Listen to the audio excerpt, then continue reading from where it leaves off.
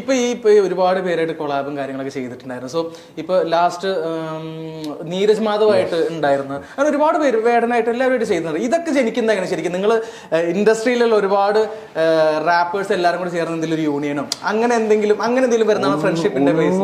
ഒന്നുമില്ല. ഇപ്പൊ വേടൻ എന്നൊക്കെ പറഞ്ഞു കഴിഞ്ഞാൽ ഒക്കെ ഒരു സ്പോർട്ട്, അതിനെ അങ്ങനെ കൊണ്ടുനടക്കുന്നത് കല ഉള്ളിൽ ഇൻബിൽട്ടാണ്. ഇപ്പൊ തിരുമാലിയാണെങ്കിലും ശരി, ഇവരൊക്കെ ആർട്ടിനെ ഒത്തിരി നന്നായി ഇഷ്ടപ്പെടുന്നു. ആൻഡ് വളരെ കുറച്ച് ആൾക്കാർക്കാണ് ഇഷ്ടമുള്ളത് ചെയ്ത് ജീവിക്കാൻ കഴിയുള്ളൂ എന്ന് വിശ്വസിക്കുന്നത് സ്വന്തം. അപ്പൊ അങ്ങനെയൊക്കെ കല എന്നുള്ള ഇതിൽ ഒരേ പാത്രത്തിൽ തന്നെ എല്ലാവരും ഫുഡ് കഴിച്ചുകൊണ്ടിരിക്കുന്നു. ഈ സ്റ്റേജ് ഷോ ആണെങ്കിലും ഈ ഓഡിയോ സ്ട്രീമിംഗ് ആണെങ്കിലും.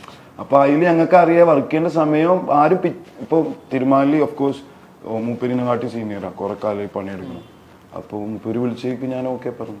നമ്മൾ അങ്ങനെ ഇപ്പൊ ഫെജോ ആണെങ്കിലും ഇനിയിപ്പോ സ്ട്രീറ്റ് അക്കാഡമിക്സിനായിട്ട് വർക്ക് ചെയ്യണമെന്ന് തോന്നിയിട്ടുണ്ട്, മാര് ഷാബാസ് ഖാനായിട്ട് പണിയെടുക്കണം തോന്നിയിട്ടുണ്ട്, റെക്സോജിനായിട്ട് പണിയെടുക്കണം. നമ്മളെ നാട്ടിൽ ഒരുപാട് നമ്മളെ ഇൻസ്പയർ ചെയ്ത കുറെ കലാകാരന്മാരുണ്ട്. അതുപോലെ മുൻസ് TDT എന്ന് പറഞ്ഞ ആർട്ടിസ്റ്റ് ഉണ്ട്, TDT ദ ഡൗൺ ട്രോഡൻസിന്റെ വോക്കലിസ്റ്റ്. പുള്ളിക്കാരനൊക്കെ ഭയങ്കര ഇൻസ്പയറിംഗ് ആണ്. കാര്യം ഈ ഒരു ഇൻഡസ്ട്രിയിൽ അത്രയും, പക്ഷെ അത് ആ ഒരു ടൈമാണ്, ഒരു പൊളിയാണ്. അപ്പൊ അവരൊക്കെ കൂടെ പണിയെടുക്കണം. പിന്നെ of course Rahman. Super.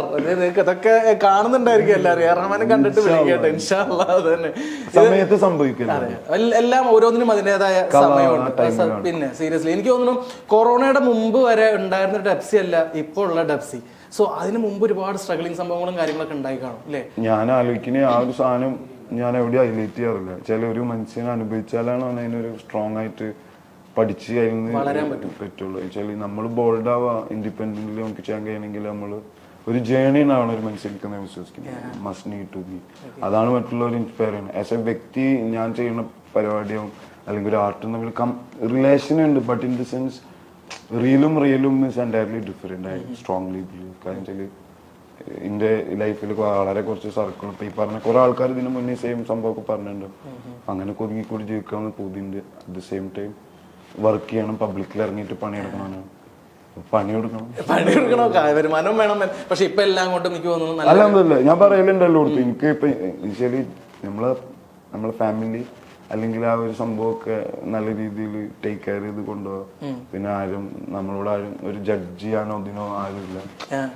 Art എന്ന് പറഞ്ഞ സാധനം ഇപ്പൊ എഴുതാനും ഞാനുള്ള കമ്പോസ് ചെയ്യാൻ പാടാ. ഒരു മൈക്ക് ഉണ്ടെങ്കിൽ I can do what ever. എനിക്ക് സ്പോട്ടിഫൈയിൽ ഡിസ്ട്രിബ്യൂട്ട് ചെയ്യണം. സോ ഇത് ഭയങ്കര ഒരു ഭാഗ്യമായിട്ട് ഞാൻ കാണുന്നു. അപ്പൊ അതിലൂടെ എനിക്ക് ചെയ്യാൻ കഴിയുന്നത് ഇതിന്റെ പുറത്തോട്ട് പോയിട്ട് ഇപ്പൊ ഇംഗ്ലീഷിലോ അല്ലെങ്കിൽ വേറെ ഏതെങ്കിലും ലാംഗ്വേജസിലോട്ടോ ഒക്കെ റാപ്പർ ഏതെങ്കിലും സോങ്സ് ക്രിയേറ്റ് ചെയ്യാനൊക്കെ അങ്ങനത്തെ എന്തെങ്കിലും പ്ലാൻ ഉണ്ടായിരുന്നു? എനിക്ക് കൊളാബറേഷൻസ് ആയിട്ട് കുറച്ച് അറബ് UAE ബേസ്ഡ് ഇന്ന് അറിയുന്ന കുറച്ച് റാപ്പേഴ്സ് ഉണ്ട്. അതേ ഫ്രണ്ട് ലിസ്റ്റിലുള്ള ആൾക്കാർ.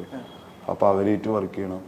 പിന്നെ അതുപോലെ തന്നെ ഹിന്ദി ഹിപ്പ് ഹോപ്പ് ആർട്ടിസ്റ്റുകളായിട്ട് പേര് ഞാൻ പറയാത്തത് പ്രോസസ്സിംഗിലാണ്, ഓൺ ഗോയിങ്. അപ്പൊ അത് കിട്ടിക്കഴിഞ്ഞുണ്ടാവും. പിന്നെ എക്സൈറ്റിംഗ് ആയിട്ട് കാണുന്ന പ്രൊജക്ട് ഞാൻ ഫസ്റ്റ് ഡെബ്യൂന്റെ ഒരു ഹിന്ദി ട്രാക്കിനെ റിലീസ് ചെയ്യുന്നുണ്ട് ആസ് എ കമ്പോസറും വോക്കലിസ്റ്റും. സോളോ മസ്ത് കലന്തർ എന്നാണ് ആ പാട്ടിന്റെ പേര്. അതൊരു ഋഷി റോയ് എന്ന് പറഞ്ഞിട്ട് ഞങ്ങളൊരു 3 to 4 ട്രാക്സ് വർക്ക് ചെയ്തു. ഓനൊരു വെസ്റ്റ് ബംഗാൾ അവിടെയൊക്കെ ഉള്ള ഒരാളാണ്. ഓന് ഡൽഹി സെറ്റിൽഡ് ആണ്. അടിപൊളി പ്രൊഡ്യൂസർ, മ്യൂസീഷ്യൻ, ലിറിസിസ്റ്റ് എല്ലാം ചെയ്യുന്നതാണ്. അപ്പോൾ ഓനായിട്ടൊരു 3 ട്രാക്ക് ഉണ്ടായാലും ഓനെ പ്രൊഡ്യൂസ് ചെയ്തുള്ള പാട്ട്.